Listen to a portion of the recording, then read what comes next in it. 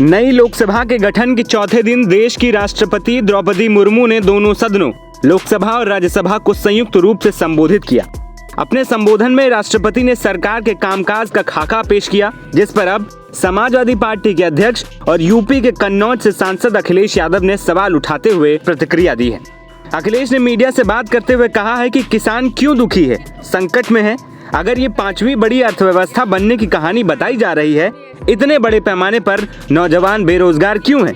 साथ ही अखिलेश ने राष्ट्रपति के अभिभाषण को सरकार का ही भाषण बता डाला है। सरकार का भाषण था और जब सरकार ये दावा करती है कि दुनिया की 5वीं अर्थव्यवस्था और तीसरे नंबर की अर्थव्यवस्था बन जाएगी, तो किसान क्यों दुखी है, किसान क्यों संकट में है?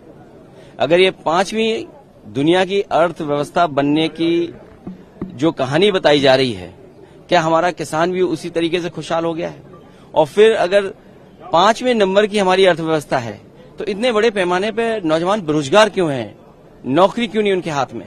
और फिर अग्निवीर जैसी व्यवस्था आधी अधूरी क्यों लागू करनी पड़ रही है? महंगाई क्यों है इतनी? और जिस तरह से इन्वेस्टमेंट को लेकर के बड़े बड़े सपने दिखाए थे, सरकार कहती है कि हम सर्विस सेक्टर को भी और इन्वेस्टमेंट को भी देख रहे हैं। तो इन्वेस्टमेंट है कहाँ? अगर इन्वेस्टमेंट होता तो हमारी और ग्रोथ दिखाई देती। कुछ लोगों की ग्रोथ से देश की ग्रोथ नहीं हो सकती है।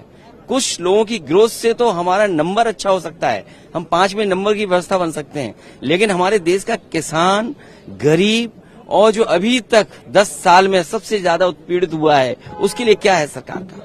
और बाकी बातें हम लोग सदन में कहेंगे। बता दें कि राष्ट्रपति द्रौपदी मुर्मू ने गुरुवार को संसद में अपना अभिभाषण दिया। इस मौके पर उन्होंने मोदी सरकार की बीते 10 सालों की उपलब्धियों का जिक्र किया। उन्होंने कहा कि पीएम मोदी की अगुवाई में मौजूदा सरकार ने हर क्षेत्र में शानदार काम किया है। अपने अभिभाषण के दौरान राष्ट्रपति ने देश की तेजी से बढ़ती अर्थव्यवस्था के लिए मोदी सरकार की नीतियों को जिम्मेदार बताया।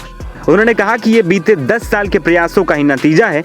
आज हमारे देश की अर्थव्यवस्था विश्व की सबसे तेजी से बढ़ती अर्थव्यवस्थाओं में से एक है। राष्ट्रपति ने इस दौरान कई अन्य विषयों पर भी अपनी बात रखी।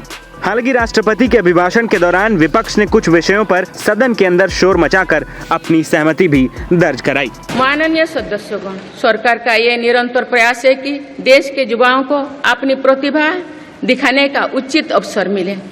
सरकारी भर्ती हो या फिर परीक्षाएं, सुनिए, परीक्षाएं किसी भी कारण से इनमें रुकावट आए, ये उचित नहीं है। इनमें शुचिता और पारदर्शिता बहुत जरूरी है। हाल ही में कुछ परीक्षाओं में हुई पेपर लीक की घटनाओं की निष्पक्ष जांच और दोषियों को कड़ी से कड़ी सजा दिलवाने के लिए मेरी सरकार प्रतिबद्ध है।